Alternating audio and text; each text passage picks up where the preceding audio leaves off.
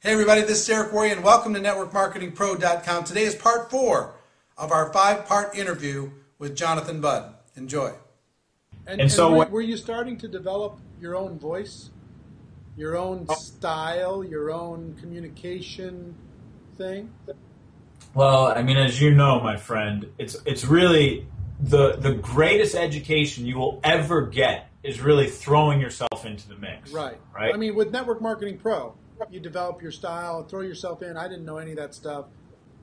Started back in 2009, early 2009. Didn't have any idea. And you just figure it out as you go. And you develop a certain style. You develop a certain kind of character. And you develop a certain rapport with the people that are on that list, the people that are part of the community, right? And your prospects were actually part of a little community. You start to build a community, even though they're not hanging out with the other people in the community. They're still kind of part of one.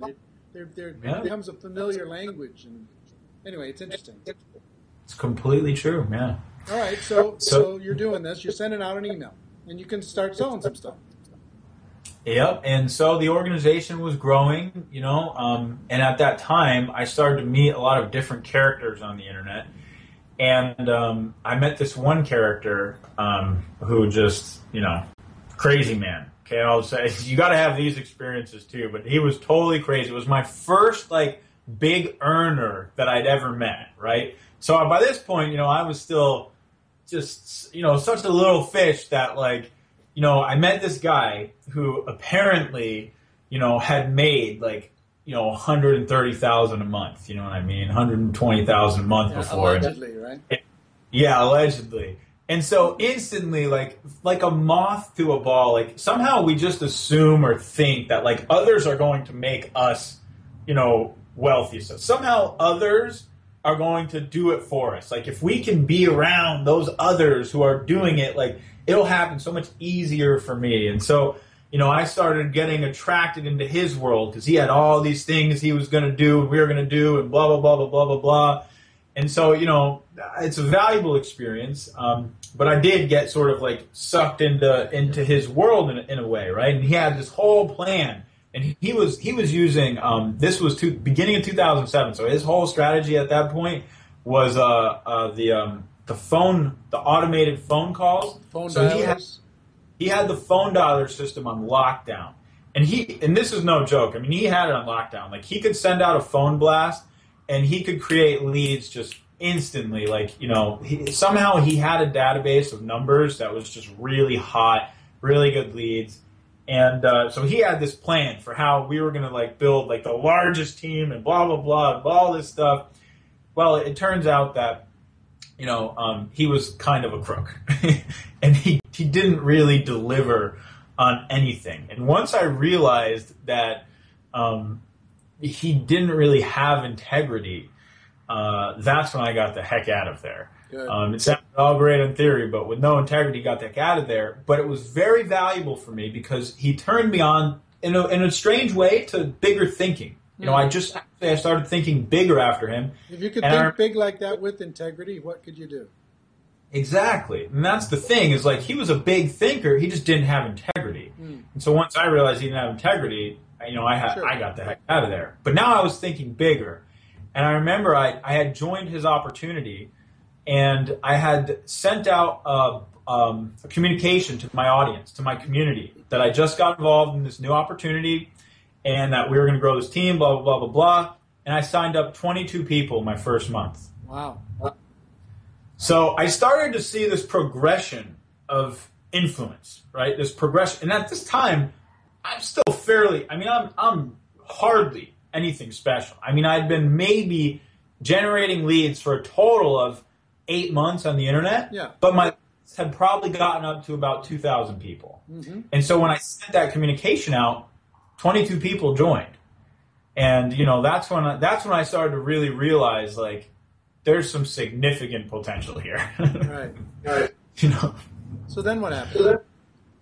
So then I just continued on along my merry way, my friend. I just kept growing. I kept taking my money, invested it into more advertising. At that point, a lot of people were asking me how the heck I did what I what I was doing. You know, all the people I was interacting with, because while I didn't have a mainstream audience, I hadn't created, you know, any But you brand had a in the community. but I did have that small group of people who had found me. Yeah. You know, it was just a small group of people who had somehow found me through whatever I was doing, and they all wanted to know how I was doing what I was doing. So I simultaneously started training them, and also was growing my own business. And what happened is that this company that I was in, it was not the right company. I wasn't passionate about it. It was just, you know, the thing had fallen apart with the guy. And so once that thing fell apart, and I was just kind of in the space of, I didn't really know what to do next, right? And that's when I was introduced to the first company that I had my real big hit with. And this was probably a few months after that one fell apart. And you never, see, that's the thing about companies, is like, we love our companies to pieces, but what I've realized is that you never know what's going to happen to you in life. That's you true. never what is going to lead to you. All my original plans. You hope that you can stay with one for your whole career. What I heard, and I think it's true, is be loyal to network marketing, be loyal to our profession, be good at what you do, have integrity with what you do, learn and grow, and hope for the best, but be prepared in case you know, the sky falls and you have a responsibility now to your family that you've built. Mm-hmm. Where do you go? What do you do? Right. And being in integrity with your own experience too is kind of what comes up for me there, because, you know, my experience has been that I would not be where I am today, not even close. I would not have impacted any of the several 100,000 people that I've been able to impact now. I would not have been able to change any of the people's lives that I've been able to change had I not failed miserably doing what I was told to do traditionally, and completely went off and ventured and created a new way to find an audience, right, and to get my prospects and leads. And so the integrity of my experience is that, you know, that's what changed my life. Mm-hmm. You know, that was the path that unfolded and really created the ability to impact hundreds of thousands of people. Right. So, you know, to judge that or say, oh, it shouldn't have been that way, I should have stayed. No. As I say, we learn from our pain. You know, we learn from our journey. Everybody's journey is a little bit different. So tell us, you know, so you had your first big success. How big was it? $50,000 a month within 60 days. $50,000 a month within 60 days. This is 2008? What's that? 2007, 2008? 2007. And so what happened was, by that point, I had been online for probably 12 months. And so for 12 months, I was doing nothing but, you know, generating leads. And so when this next opportunity rolled around, you know, I caught the great timing on it. And when it rolled around, I rolled it out to my network. And by that point in time, I had 7,000 people in my network, in my community that I had built influence with. And so that 7,000 people catapulted into one of the fastest success stories that had occurred at that point in time. And that was, you know, I've never looked back since, man. It was $50K a month within 60 days. And I did, I think, $400,000 that year, $400,000 or $500,000 in that opportunity that year. You know, still living at home? You know, the funniest part was I was literally still living in my parents' house, earning $50,000 a month because it happened so fast that it didn't, like, there was no, like, I was so focused working that I wasn't thinking I'm going to go find a place. Did they start charging you $100 per meal? Everything. I mean, it was like I needed to pay for the thing. It was like my rent increased, like cleaning ladies, like firewood, like, and I noticed quite a shift in my parents' perspective.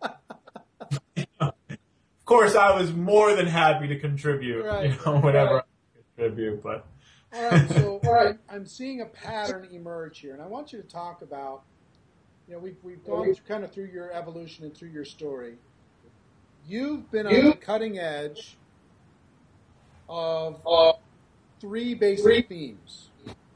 One, building traffic.